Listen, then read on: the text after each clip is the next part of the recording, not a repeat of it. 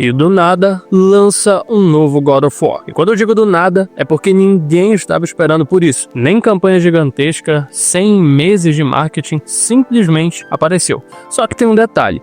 Ele é completamente diferente do que você imagina, porque isso aqui não é aquele God of War cinematográfico, em terceira pessoa, com câmera colada no ombro do Kratos, ou até mesmo naquele estilo clássico dos hack and slash.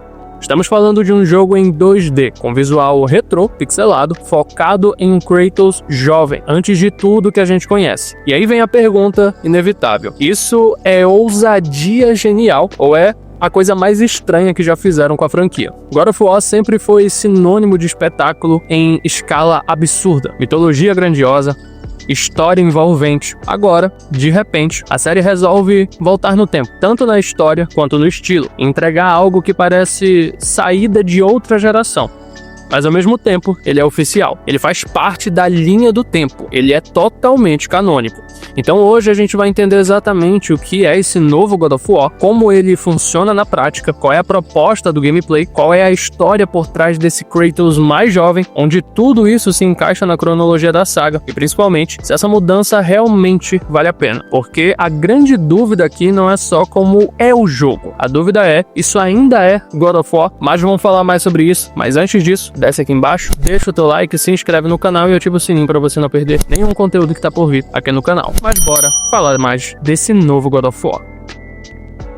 Fala galera, eu sou o Mikael e você está no Reinado Games. O mais curioso de tudo isso é a forma como esse jogo apareceu. Não teve contagem regressiva, não teve teaser meses antes, não teve aquele evento gigantesco com orquestra, plateia e discurso emocionante. Foi basicamente um Shadow Drop. Anunciaram e pronto, já estava disponível. E quando um jogo desse tamanho surge assim, do nada, a internet entra em curto. A reação foi imediata. Parte da comunidade ficou empolgada pela surpresa, outra parte ficou completamente confusa. Teve gente achando que era spin-off menor, teve gente perguntando se era projeto experimental e teve quem simplesmente não acreditou que aquilo era oficial. Porque, vamos ser sinceros, God of War acostumou a gente com outra escala. Sempre foram produções cinematográficas, campanhas massivas, trailers que quebram a internet, anos de expectativa. A franquia virou sinônimo de evento gigantesco da indústria. Então, quando surge um título menor, em 2D, com estética retrô, ninguém estava preparado para isso. Não parecia o próximo capítulo épico, parecia quase um projeto alternativo, e justamente por isso chamou tanta atenção. Foi estranho, foi inesperado, e exatamente por isso que virou assunto. Porque independente de gostar ou não, quando um novo God of War simplesmente aparece sem aviso, isso vira um evento por si só. Mas afinal, que jogo é esse? God of War Sons of Sparta não é uma continuação direta no formato que a gente conhece. Ele é um jogo de ação em 2D, com movimentação lateral, combate mais compacto e forte influência de plataforma. A estrutura lembra muito um Metroidvania. Você explora áreas conectadas, desbloqueia novas habilidades, volta para regiões anteriores para acessar caminhos que antes estavam bloqueados. Não é uma experiência totalmente linear. Existe progressão, descoberta e aquela sensação de mapa que vai se abrindo aos poucos. Visualmente, ele aposta pesado no estilo retrô, arte em pixel, animações desenhadas à mão, cenários que remetem aos clássicos, mas com acabamento moderno. Não é um jogo antigo, é um jogo atual com identidade nostálgica. E isso não aconteceu por acaso. O projeto foi desenvolvido em parceria com um estúdio especializado nesse tipo de proposta, o que explica a segurança na execução desse estilo mais clássico. Mas aqui vem o ponto mais importante. Isso não é um spin-off qualquer, feito só para experimentar. Ele é oficial, ele faz parte da história e ele é canônico dentro da linha do tempo da franquia. Ou seja, mesmo sendo diferente na forma, ele carrega peso narrativo real dentro do universo de God of War. Mas agora vamos falar mais do que realmente importa na prática. Como esse jogo funciona na mão. Aqui o combate é totalmente lateral. Esquece câmera cinematográfica girando ao redor do Kratos. A ação acontece de lado, com movimentação mais precisa e direta. Ele usa lança e escudo como base do combate, misturando ataques rápidos, defesa estratégica e contra-ataques bem posicionados. E mesmo sendo 2D, não é simples ou raso. Existem poderes especiais ligados à influência divina, habilidades que ampliam o alcance, causam dano em área ou modificam a forma como você enfrenta certos inimigos. Não é só bater e andar, existe construção de estilo. Conforme você avança, novas habilidades são desbloqueadas. Isso muda completamente o ritmo do jogo. Áreas que antes pareciam bloqueadas passam a fazer sentido, o mapa se abre, caminhos secretos aparecem, atalhos são revelados. A exploração não é totalmente linear, incentivando curiosidade e retorno a lugares antigos. Além disso, o jogo traz puzzles ambientais que quebram o ritmo do combate e chefes que exigem padrão, leitura e estratégia. Não é só reflexo, é entender o comportamento do inimigo. E aqui fica clara a maior diferença. Enquanto os jogos modernos da franquia apostam na imersão cinematográfica em terceira pessoa, Sons of Sparta é mais direto, mais mecânico, mais focado na jogabilidade em si. É uma mudança de perspectiva, literalmente.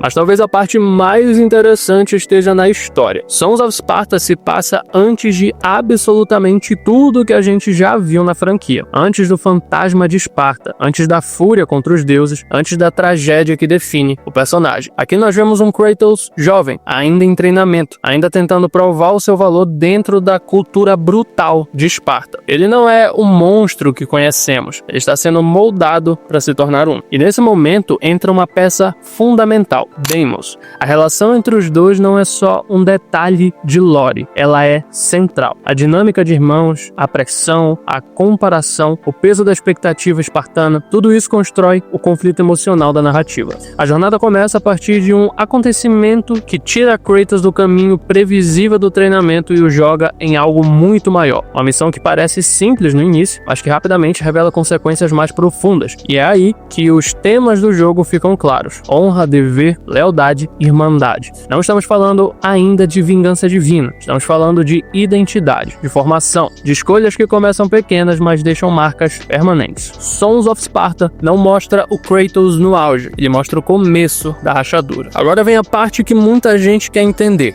onde exatamente isso encaixa na linha do tempo. Sons of Sparta é oficialmente o primeiro capítulo cronológico de toda a franquia. Ele acontece antes de qualquer outro jogo da saga, antes da ascensão de Kratos, antes dos pactos com os deuses, antes até mesmo dos eventos de Ascension. Kratos ainda é um guerreiro espartano contando sobre a sua infância ao lado de seu irmão, em formato de história para sua filha Calliope. Ou seja, se você organizar a história em ordem temporal, é aqui que tudo começa. Isso muda completamente o peso do jogo. Ele não é só uma experiência alternativa, ele amplia a origem do personagem, mostra o ambiente que moldou a sua mentalidade, a pressão de Esparta, a formação da personalidade, as primeiras decisões que começam a desenhar o homem que ele se tornaria.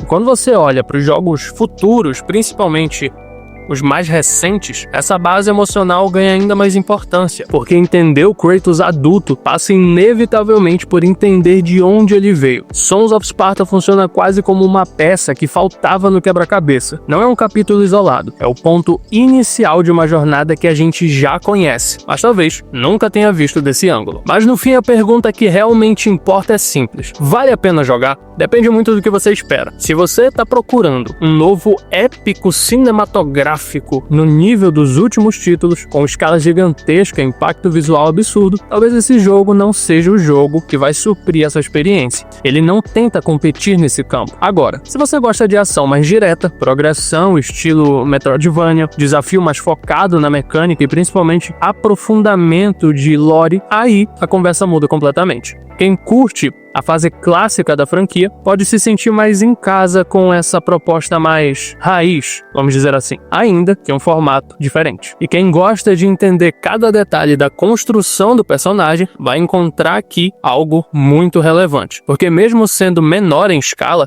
ele adiciona camada à origem de Kratos. Não é só um jogo paralelo jogado ali para preencher calendário, ele tem peso narrativo dentro da cronologia. Então, talvez a melhor forma de enxergar enxergar seja essa. Não como o próximo grande capítulo da saga principal, mas como uma peça importante do universo. Como experiência, ele entrega uma proposta diferente e bem definida. Como lore, ele aprofunda a base emocional do personagem. Se isso é o que você valoriza em God of War, então sim, pode valer muito a pena para você. No fim das contas, o que mais impressiona em Sons of Sparta não é só o formato. É o fato de que ele simplesmente apareceu e mudou completamente a conversa sobre a franquia. Lançou do nada, sem aviso, sem preparação, e de repente, God of War não estava mais preso a um único modelo. Ele não é o God of War tradicional. Não tem a mesma câmera, não tem a mesma escala, não tem o mesmo espetáculo cinematográfico. E talvez essa seja justamente a intenção. Não competir com o que já existe, mas abrir uma nova porta. Mas comenta aqui, você já viu esse game? Já jogou Sons of Sparta? Comenta aqui embaixo que eu quero muito saber a sua opinião, muito saber o que você achou, e a gente continua debatendo aqui nos comentários. Mas é isso aí, a gente se vê no próximo vídeo.